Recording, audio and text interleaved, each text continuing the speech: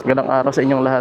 May rides kami. Pero dalawa lang kami ngayon. Meron ako kasamang isa pang rider. Actually guys, yung araw, maakyat kami ng Marilaki. So yung naka-Aerox B2 na na-mention ko rin sa vlog ko. Yung reason talaga, kaya bumalik din ako dito. Gusto ko lang ma-familiarize sa motor na to lalo. Siyempre, safe! Uy, ba't tayo naiwan? Kasama ako dyan. Angas talaga oh. Kung saan, para akala mo ano siya. Para akala mo sa ibang bansa yung view. Grabe, yung TV naman nagbubike dito no. Oh, takas na na ito oh. Sige lang boss, magkasama tayo. Ang ganda nyo. Wow. Wow, ang ganda. Ooh. Last tama to si Angela. Ba't may mga nature dito?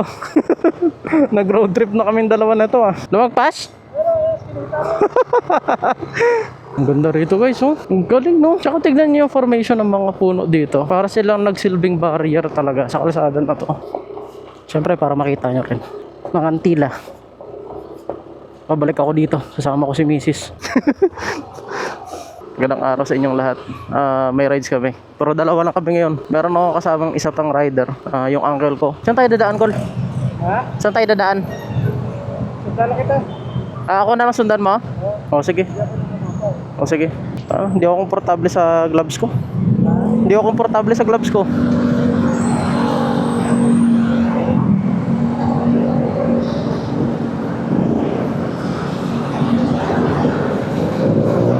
Mas iba yung galaw natin ngayon kasi solo lang tayo eh. Wala tayong angkas eh. Grabe. Grabe talaga yung sunlight dito. Actually guys, yung araw, maakyat kami ng Marilaki. At kasama ko nga si Uncle. So yung naka-Aerox B2 na na-mention ko rin sa vlog ko. Meron siya dating Aerox B1 at ngayon naman yung motor niya Aerox B2. Hindi lang siya nag-upgrade ng Aerox B3. Sabi niya sa susunod na lang daw na version. Kaya nag-stay muna siya sa V2. Pero itong Aerox B2 na gamit niya naman, S version yan. Yung keyless. Suot natin yung gloves na Ogi guys. Yung problema parang di ako komportable o ganun talaga pag bago pa. Teka lang guys, magpapalit ako ng gloves. Dalawang gloves yung dala ko ngayon eh. Di talaga ako komportable sa gloves ko.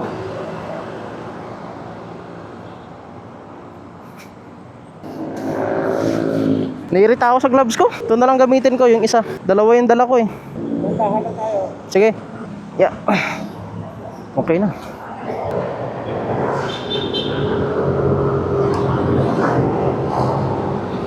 Sunlight, sunlight, sunlight.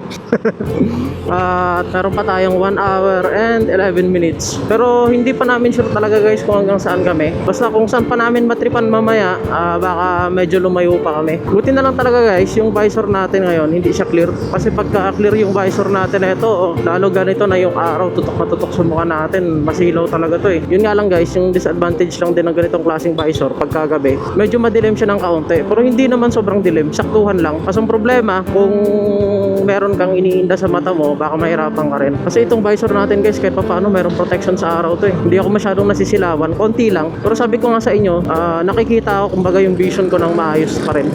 Kahit na sabihin mong natututukan ako ng araw. Yun na yung kinagandahan nito. Doon naman talaga to naka-design guys. May mga riders dito. Ha? Wala, pero meron akong unbucket. Alobat na?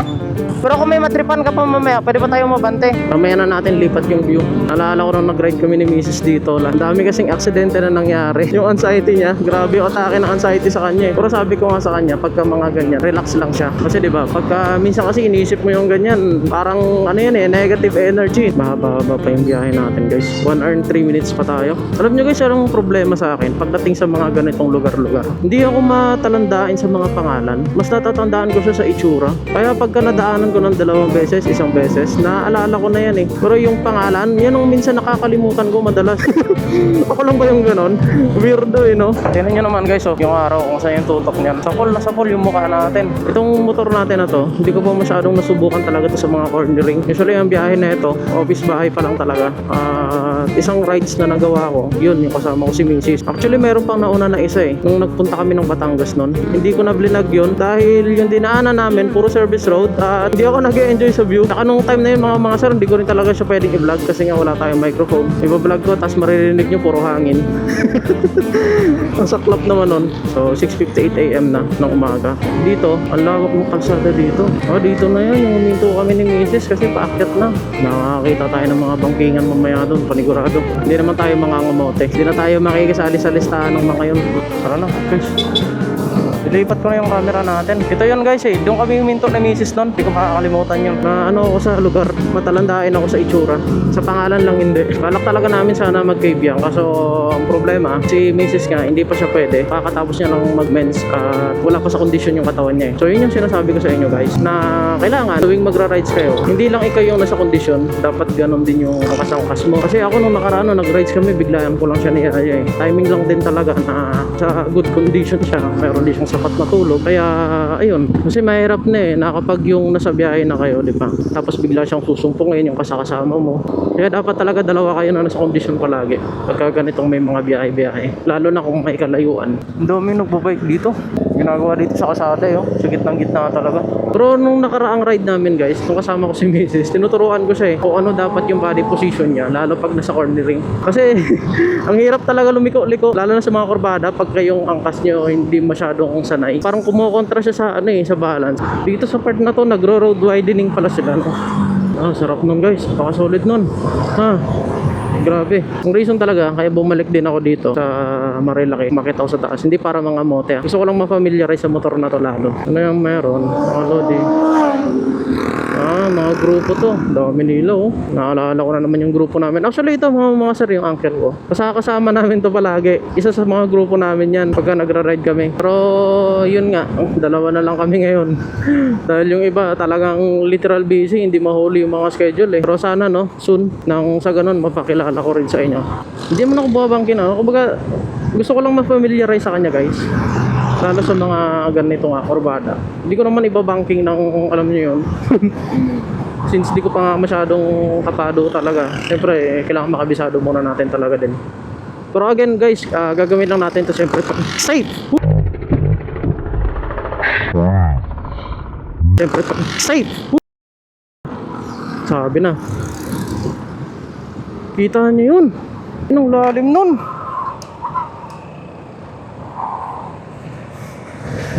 Lalim. Grabe. Buti na lang nakatayo pa ako. Hayop.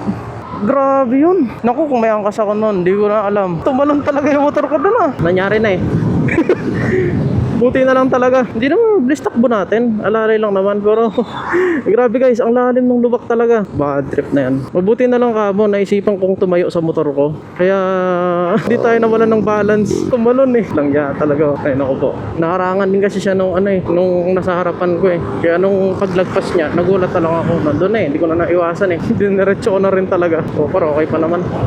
Hindi naman siguro na bengkong tong gulong natin sa harapan. Kung ano saglit. Tignan ko lang yung unahan. Tumalon talaga ako dun Kita mo?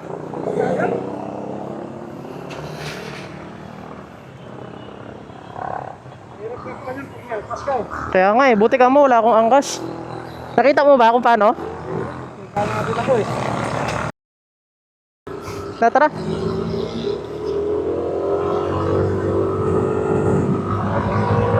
Muntikan na rin pala yung angle ko kanina. Kasi alam niyo yun, ang ganda ng kalsada, tapos may biglang ganon. Bad trip na yun Ano guys, ito na, paakyat na to magsisimula na. Kasi malamang kung may angkas ako kanina, baka malaki yung chance na natumba talaga ako. Kasi ang lalim talaga Unang lubak kay Aerox B3. Ito na, simula na yung mga cornering. At ito na naman. Ito talaga yun. Mabaho talaga dito. Ito yung guys. Ito yung sinasabi ko na dumaan kami ni Mrs. Sabi ko ang ganda ng view, baho ng amoy. Talagang may amoy. Ano kaya yun? Parang siyang, alam niyo yun, amoy bulok. Hindi maintindihan. Katunayan yan mga sir. Munti ka na tayo mag solo ride kanina. Kasi nga, usapan namin ni Uncle 5:30, alis na kami. Ang problema, nalita ko ng gising, nagising ata ako mga 5:40 na. Tapos ang ginawa ko, naligo pa ako. So nakarating ako doon mga 6 talaga sakto. Tapos siya nakabalik siya ulit ng higaan din. Ginising lang siya ni Ate Fema nung asawa niya. Buti na pinayagan pa din. Shoutout sa iyo, Ate Fema. Salamat. Tsaka dito guys, yung mga nagra-rides dito madalas, mga magjowa talaga. Kasi may mga pumipitik dito. May mga time noon guys na ilang beses na mayroong nahuli dito ng mga kabit. At hindi ko lang alam kung maraming umaakyat ngayon. Pero pag Sunday talaga marami dito. Wala kasi kami intercom eh. Actually siya may intercom. Ako wala akong intercom na gamit-gamit. Kaya hindi kami makapagkwentuhan dalawa. Itong nakikita nyo sa helmet ko guys na naka-attach. Ano lang to? Pang music lang talaga to literal. Saka yun, pang answer ng call. Pero wala siyang capability na mag-connect sa mga intercom. Dami sasakyan guys. Unahan natin. Mamaya na tayo sisingit pagka magkaroon ng chance na parang open. Kasi dito puro kurbado. Delikado yan, blind spot yan mga sir. Pagka ganyang mga blind spot, huwag nyo talagang tatagpusin yan. Kasi diyan kayo magkakabiglaan eh. Umalis ako kanina ng bahay guys, isang bar lang yung bawas. Ngayon nabawasan na ng isa pang bar. Tignan natin mamaya kung ilang bar yung matitira pag uwi natin. National Park and Wildlife Sanctuary. Ano, yung nasa harapan natin, nakapag-overtake na, tayo nandito pa rin. Hinihintay ko kasi yung kasama ko. Sige, pasok.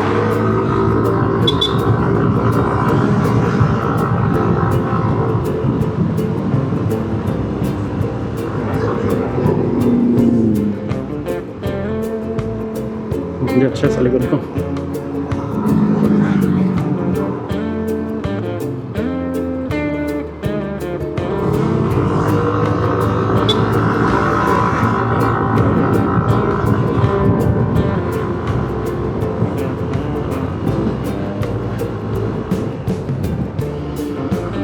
Parang natanaw ko yun sa pinakaunahan. Truck ba yun malaki? Wait lang guys ha. Truck nga, kaya pala. Tapos may isa pang truck na tumirik dito.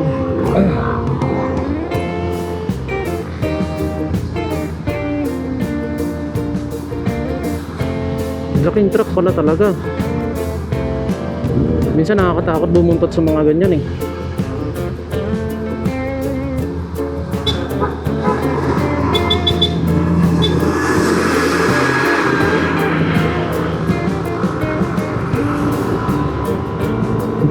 Nag-peace sign tayo sa kanya. Baka magalit si kuya.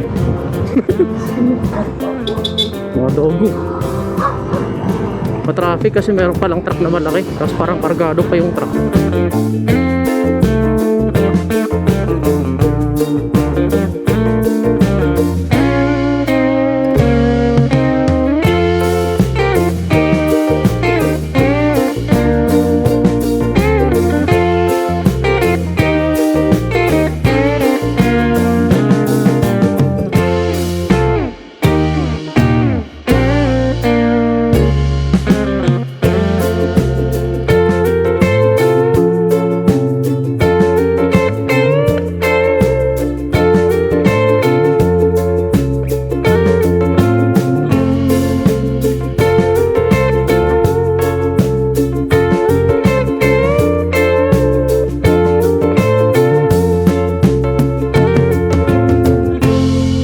Alam nyo guys, ang logic sa motor, kung saan kayo nakatingin, doon siya susunod eh. Diyan pupunta yung motor nyo guys, doon susunod yung motor nyo sa tinitignan nyo. Kaya kung saan nyo gusto pumunta, yun yung titignan nyo dapat. Kasi susunod naman yung motor nyo dyan. Gaya na ito. Pero syempre, lalaruin nyo yung takbo nyo, doon sa kaya nyo lang din.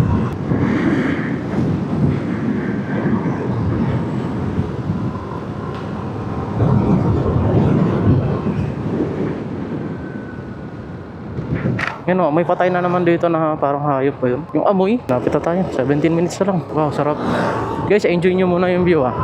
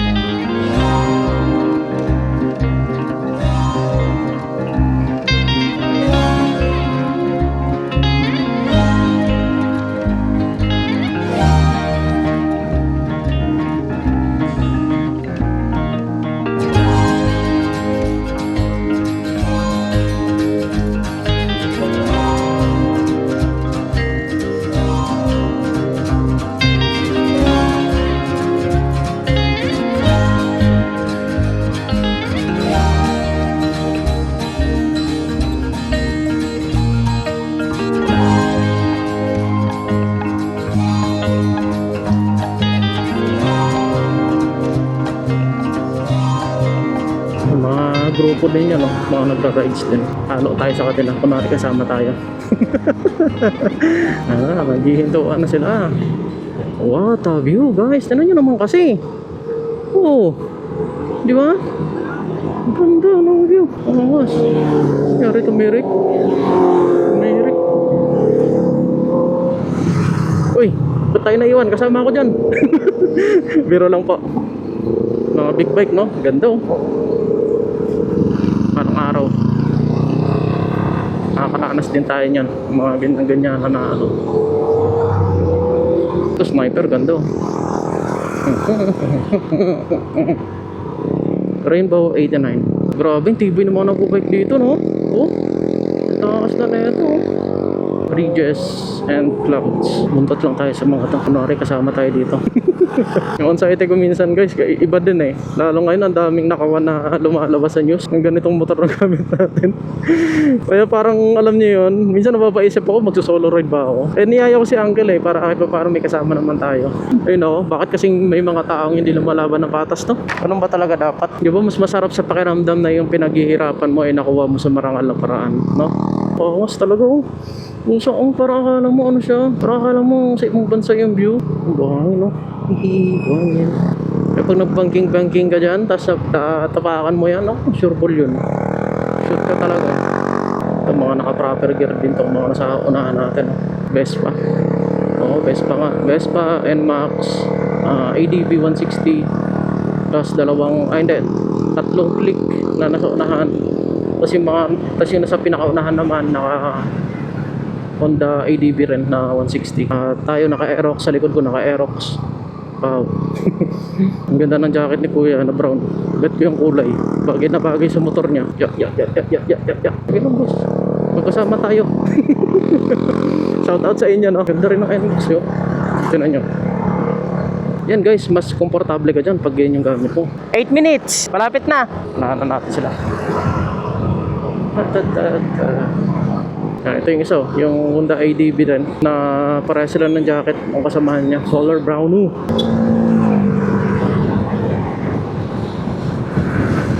Sana all hinahawakan ng legs. Ang sweet. Shout out sa inyo, Kuya, no? Yan guys, dyan kami nakaraan ni Mrs. sa Cafe Caterina. Ganda ng view dyan eh, solid din. Pero yun nga, ngayon mas lalayo tayo. Yun, no? CBR. Ang sarap mo, Lodi. Ay, ang ganda! Ang ganda nyo! Wow! Wow! Talagang wow lang masasabi ko. Ang ganda! Yun, oh!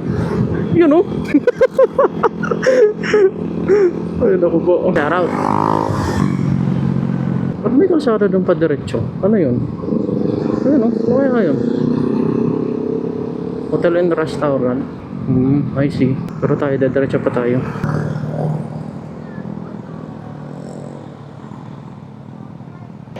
Call. Ano, dito tayo kain? O diretso pa tayo?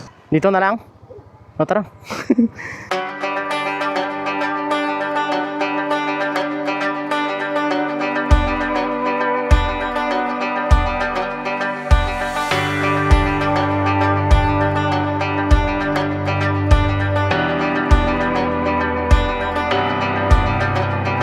Let's go. So yan guys, dediretso pa kami. Change of plan. Dediretso pa kami saglit.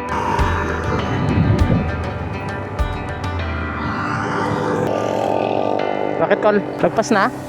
Lagpas na? O sige, sige, sunod ako sa'yo.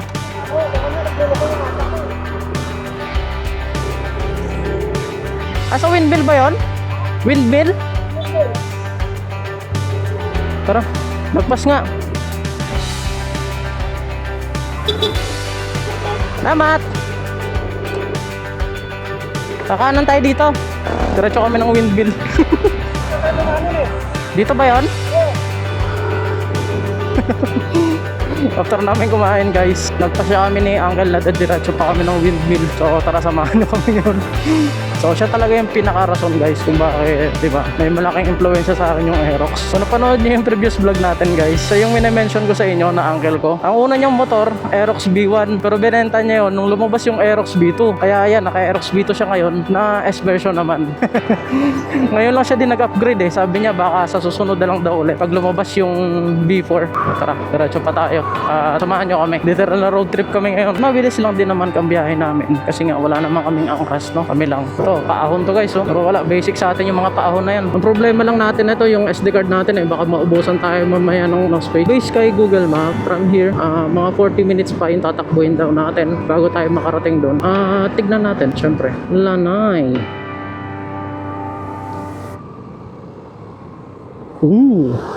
Sarap nun. Ano yun? Dinedevelop pa lang. Ano kaya yun? Ito, parang pang team building to, yung pasyalan dito. Ganda oh. Pang team building.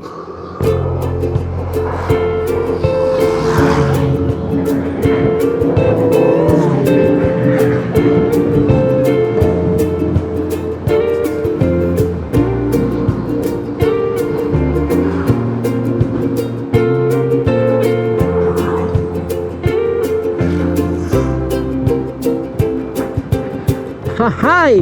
Hahay! Wow! Ang sarap. Tignan nyo naman mga sir. Ganda. Wow. Amazing talaga.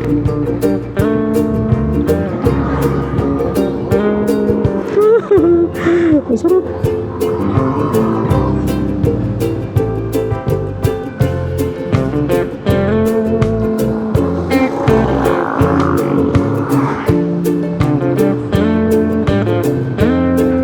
Kami masyadong kasabay oh. Sarap eh no. Solo yung kalsada. Oh, bing sir. Ay. Solid nun. Wow. Lakas talaga ng ano. Ang lakas ng preno ni Aerox B3 guys. Totoo lang. Solid nun guys. Ang sarap po. Lodi ko. Tapos tignan nyo yung bundok dun. Diba? Nakita nyo ba? Ayun guys oh. Para siyang tsokolate. Kulay. Golden brown. Angas. Itong nasa unahan namin. X-Max. Chill lang sila kuya.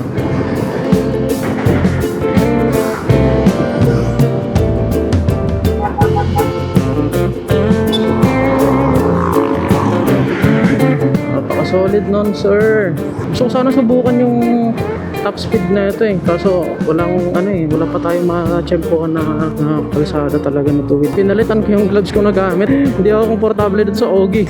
Ayaw sa mga mamahaling gloves eh, no? Gusto dun sa mga ordinary lang. Medyo maaga pa naman guys. It's 8:57 AM pa lang in the morning. Ito, mukhang paahon na naman yung kalsada data dito. Manggo.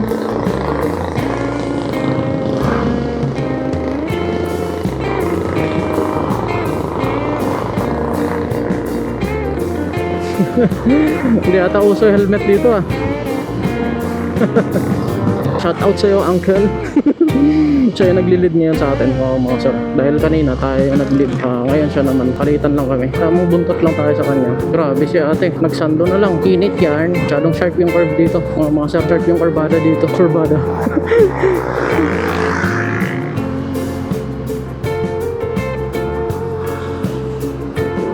Sakto lang din pala. Mukhang grupo to sila na nagkakalit. Hindi tayo makahanap ng tiyempo eh. Mamaya, pag nakahanap tayo ng tiyempo. Usually, pagka ganito kasing grupo na nagra-ride, mga sir, may formation talaga na sinusundan madalas. Kaya pagka nakakita kayo ng ganyan, mahirap minsan lagpasan.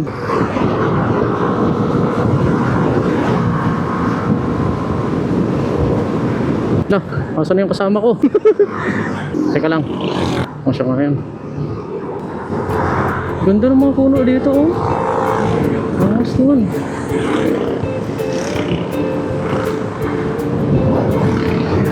Wow, ang ganda. Parang ala Japan yung datingan doon ah. Solid naman nun. Ngayon, dire-diretso. Ayon kay Google Map, we should go straight. So tuloy-tuloy lang. Tara, let's go. Ewan ko kung anong area na to mga sir Pero sakop ng Pililya. Dami sibuyas Parang familiar sa akin tong kalsada na to. Alam nyo dati mga sir, yung dating motor na gamit-gamit ko is Mio i125. Nung bumabiyahe ako ng Lalamove noon, nakarating ako dito Nung nagbabiyahe ako dati ng Lalamove, nakarating ako dito Parang may dineliver ako dito, sapatos ata yun. Parang nasa 480. Tapos may tip ako ng 120. Dito banda yun Taglit na lang pala bilis lang natin Taglit na lang pala. Kaya nga, ang ganda ng mga puno dun O sige, ikaw na mag-lead mamaya. Let's go. Ganda ng kalsada. Minsan yung nakakatakot lang sa mga ganito, yung may bibiglang tatawid na aso Dogu. Yari ka talaga, surprise. Wow, ang sarap sa pakiramdam.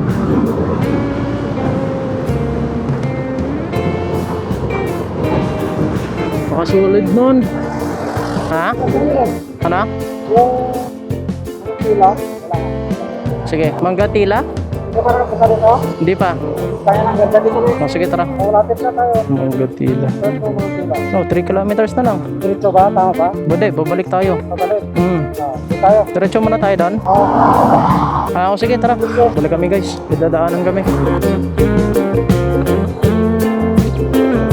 Balik ang loading nyo.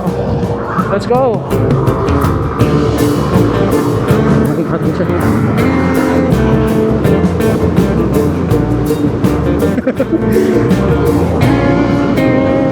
Maganda rin mag-picture doon sabi ni Uncle tignan natin. Takto, naka-go bro. Diretso tayo sir. Diretso sir, diretso. Tama, nag-go. Timing yung balik natin. Pedestrian. Wala naman. Clear. Maraming prutas dito. Bili nga tayo dyan mamaya. Kasalubong natin sa mga bulinggit natin. 8 minutes. Tando na tayo sa destination natin. Daanan lang namin ito. Sabi niya maganda rin picture dito Tignan natin. Ano ba yung ganyang klaseng puno? Mga sir. Yan parang may mga color orange na yan. Ganda Parang kagaya siya ng yung mga puno na makikita sa Japan. 6 minutes. Ano yun? Mga nicho? Tabi-tabi po. Turn left. Grabe yun. Let's go.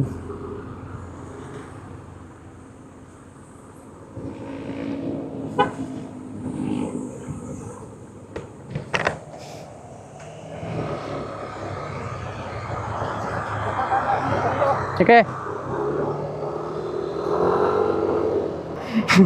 Last time to si Uncle. Ba't may mga nicho dito? Ha? Ba't may mga nicho dito?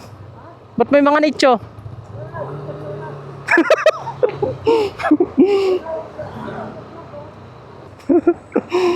Oo talaga ito si Uncle Let's go.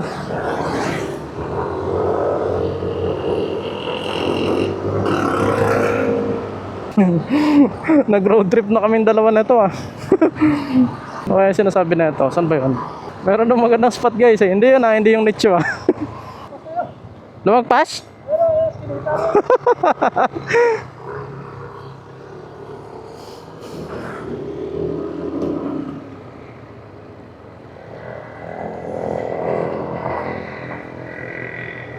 Dalawa lang pa. Maganda tong naisip mo Bulinggit. Pangalan lang. Traffic. Doon mayroon okay. Marami na bang rider mo? Malapit. Saan kayo sir? City pa ka? Sa waiter niyo po ibibigay pagkatapos magkat. Para matatakas. Kukunin ko po ito sa inyo pagbalik. Sige pa. Salamat. Salamat po.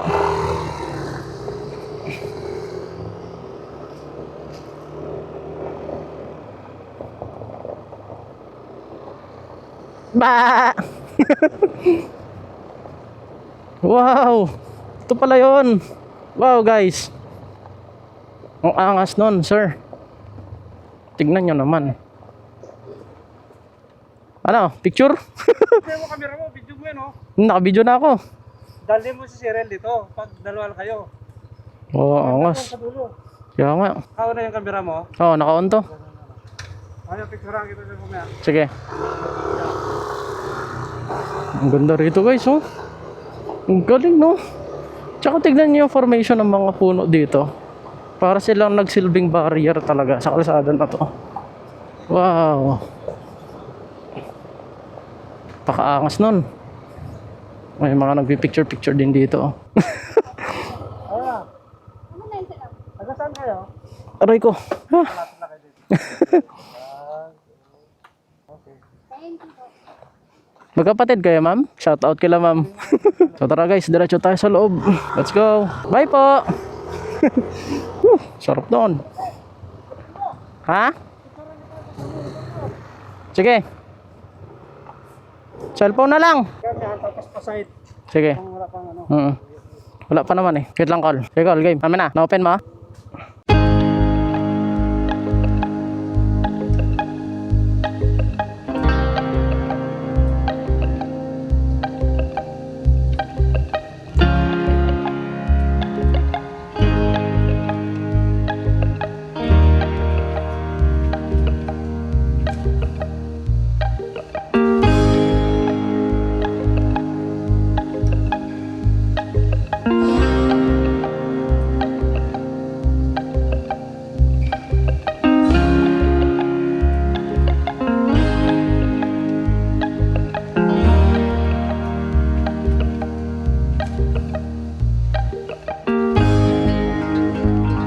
So tara, let's go. Paul, hi ka. Hi. Go.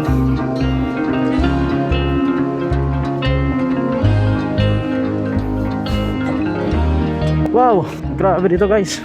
What a view. Saan tayo? Direct na direct ang araw. Oh, ang ganda. Pakasolid dito guys. Let's go.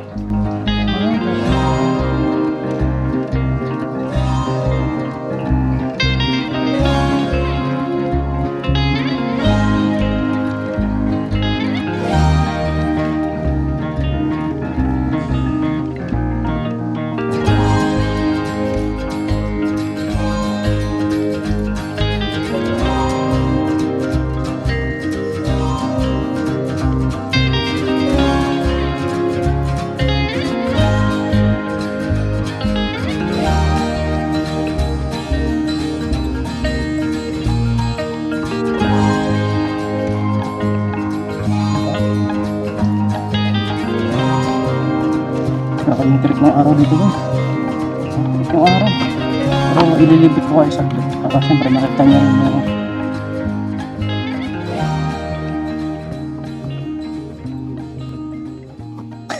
nalilito ako sa pagkakabid kasi. Mga tila.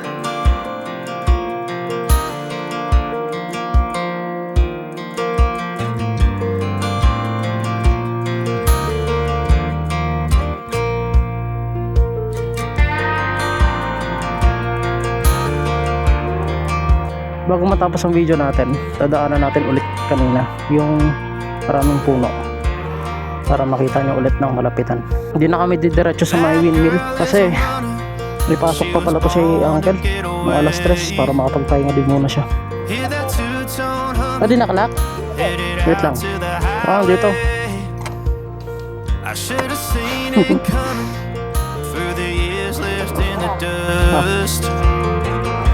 Kaya guys, tinan nyo. Ganda, pakasulit. Record ba tayo? Ayun, record. Siyempre para makita nyo rin. Mga antila. Pabalik ako dito, kasama ko si Mrs. Uy, wala ka na suti. Though it hurts to watch my whole world become the woman she would be, the thing that I forgot would set her free. I taught her how to leave.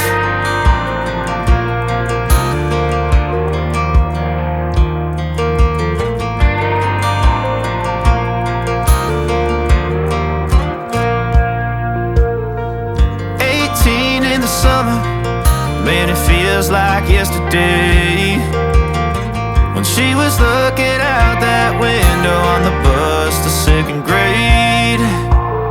The first step she'd ever take, the first cut from a heartbreak.